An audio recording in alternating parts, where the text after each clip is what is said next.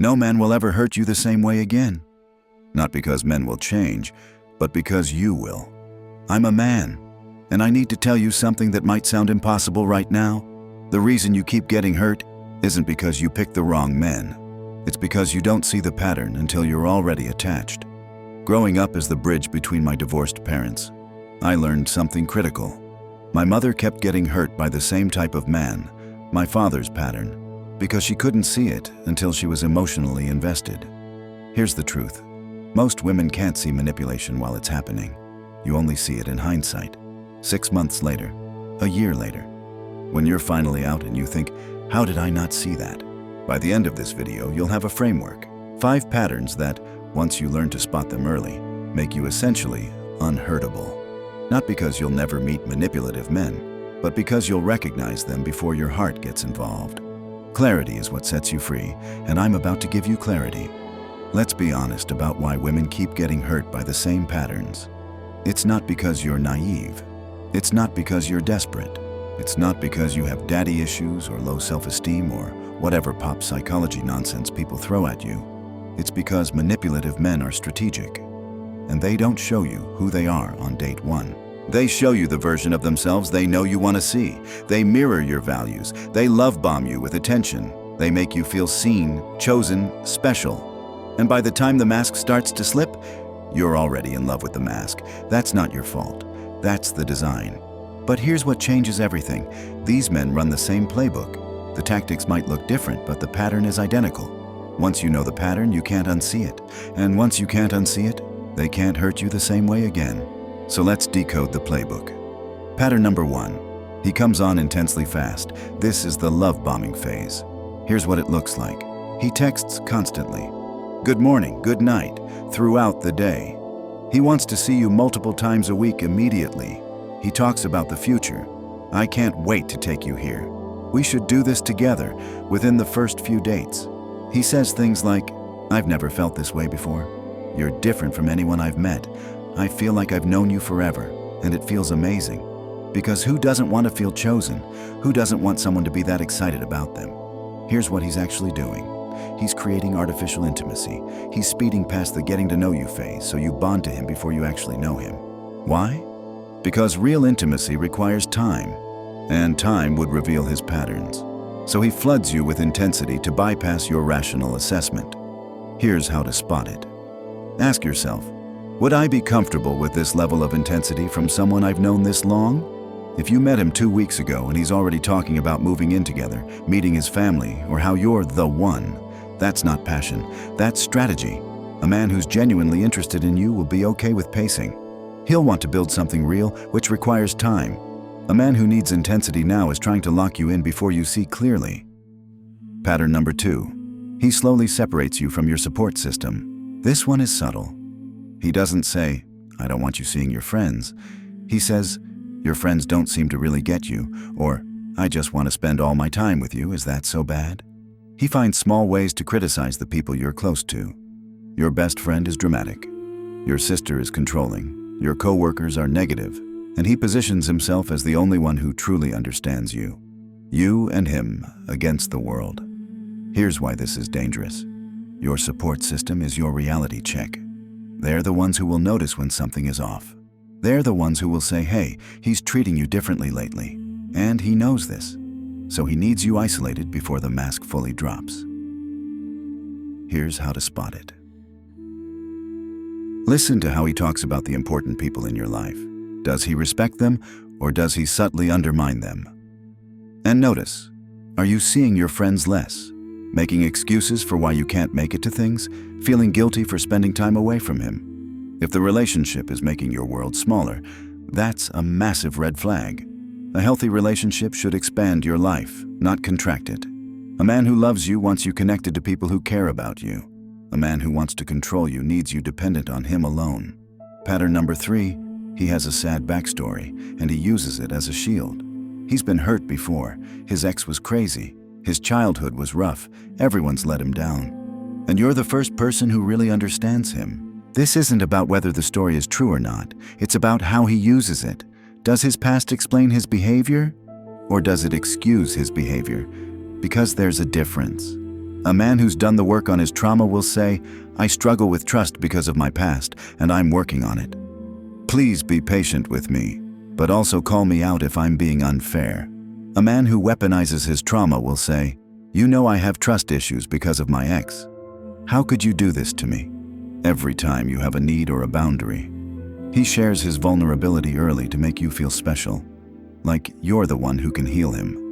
Then, when you need something from him, his trauma becomes the reason he can't give it to you. You end up managing his emotions, walking on eggshells, suppressing your needs because he's been through so much. Ask yourself, am I in a relationship or am I in a rehabilitation project? If his healing is your responsibility, that's not partnership. That's codependency with better marketing. You can have empathy for his past without accepting poor treatment in your present. And a man ready for a relationship knows the difference. Quick pause. If this is landing, if you're seeing patterns you've experienced, hit subscribe or drop a comment below. I started HerPsyche to decode male psychology from the inside for women. I'm the bridge between what men think and what women need to hear, not want to hear. I repeat, need to hear. Let's continue. Pattern number 4. He rewrites reality until you doubt your own memory. This is gaslighting. Here's what it looks like. You bring up something he said or did, and he says, "I never said that. You're remembering wrong. You're being too sensitive." Or, "That's not what happened." You have a clear memory.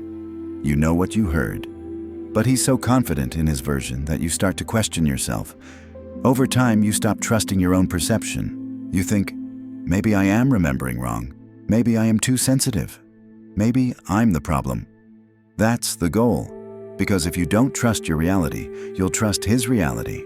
And in his reality, he's never wrong, and you're always overreacting. Here's the psychology. Gaslighting works because our brains are wired to seek consensus. When someone confidently contradicts our memory, we experience cognitive dissonance. And it's easier to doubt ourselves than to accept that someone we love is lying to us. Here's how to spot it early. Keep a journal. Write down important conversations. Not because you don't trust your memory, but because you need proof when he tries to rewrite it. If you find yourself constantly questioning, did I misunderstand? Am I overreacting? Am I being crazy? That's not your intuition failing. That's gaslighting working. Trust this. If your perception of reality requires constant correction by him, he's not helping you see clearly.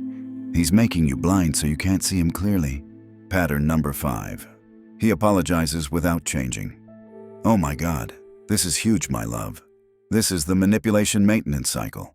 He messes up, you're hurt, and he says, "I'm so sorry. I don't know what I was thinking. You deserve better. I'm going to do better." And he means it. In that moment, he genuinely means it. He might even cry. He's remorseful, so you forgive him. Because people make mistakes, right? And he seems genuinely sorry. Then 2 weeks later, the same behavior. Another apology. Another promise to change. Another cycle. Here's what's happening. He's apologizing for the consequences, not the behavior. He's sorry you're upset. He's not actually committed to change. The difference. A real apology includes a plan. "I'm sorry I shut down when we argued. I'm going to start seeing a therapist to work on my communication. Can we also establish a rule that if either of us needs a break, we say, 'I need 20 minutes,' instead of just walking away?" That's accountability. That's change. "I'm sorry, I'll do better," with no specific action is just damage control. It's buying time until you calm down and he can go back to the same pattern. Here's how to spot it. Count the apologies. If he's apologized for the same behavior 3 times, it's not a mistake. It's a pattern. And ask yourself, is he sorry for what he did or sorry that I'm upset about what he did? Because one leads to change. The other just leads to you managing your own emotions so he doesn't have to apologize again. If you're watching this and recognizing these patterns, in your current relationship or past ones, I need you to hear this. You are not stupid for not seeing it sooner. You are not weak for staying. You are not broken for hoping he'd change. These patterns are designed to be invisible while you're in them. They only become clear in hindsight or from the outside. And the fact that you're here, watching this, educating yourself, that means you're already in the process of becoming unhurtable. Because hurt requires surprise, And surprise requires blindness. And you're not blind anymore. You're not going to fall for love bombing because you know what it is now. You're not going to accept isolation because you recognize the tactic. You're not going to doubt your reality because you know what gaslighting looks like. You're not going to accept apologies without change because you understand the difference. The patterns that hurt you before won't hurt you again.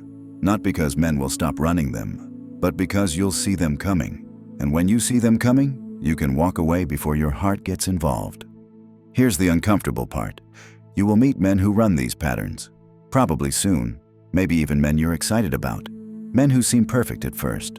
And your brain will want to make excuses. Well, he's intense, but that's just because he really likes me. He doesn't love my friends, but maybe they are a bit dramatic. He has a sad past. I can help him. That voice is not intuition. That's hope. And hope can be dangerous when it overrides pattern recognition. So here's your new rule. When you see the pattern, believe the pattern. Not the potential, not the promise, not the apology, the pattern. Because the best predictor of future behavior is past behavior, and the best time to leave is before you're in love with who you hope he'll become. You deserve a man who doesn't require this much analysis, who doesn't need to be decoded, who doesn't make you question your reality. And those men exist, but you'll only find them if you stop giving chances to men running the playbook. Here's your takeaway. Answer these questions for me. To yourself. Question 1. Looking at my past relationships, which of these 5 patterns did I experience? Write them down, or note it, or think about it, or talk to a friend, whatever your style is. Not to shame yourself, but to see your pattern of accepting patterns. Question 2. If I saw these 5 patterns in the first month, would I stay? Because that's the test. If you wouldn't stay when you see it early, why stay when you see it late? Question 3. What would I need to believe about myself to walk away the moment I see the pattern? This is the real work, because seeing the pattern is step 1. Having the self-worth to walk away is step 2. The answer to that question is your roadmap forward. And love, trust me, this is where you change. And this is where the magic happens. Welcome to HerPsyche. I'm here to give you the male perspective, not to defend men, but to decode them. If this video gave you a framework you didn't have before, subscribe, because next video, we're breaking down the psychology behind "I'm not ready for a relationship" and what that phrase actually means about his intentions. Drop a heart in the comments or tell me what resonated if you recognized yourself in any of these patterns. You're not alone, and you're not going to fall for them again. No man will ever hurt you the same way twice, because you see it now. Your rewiring starts here.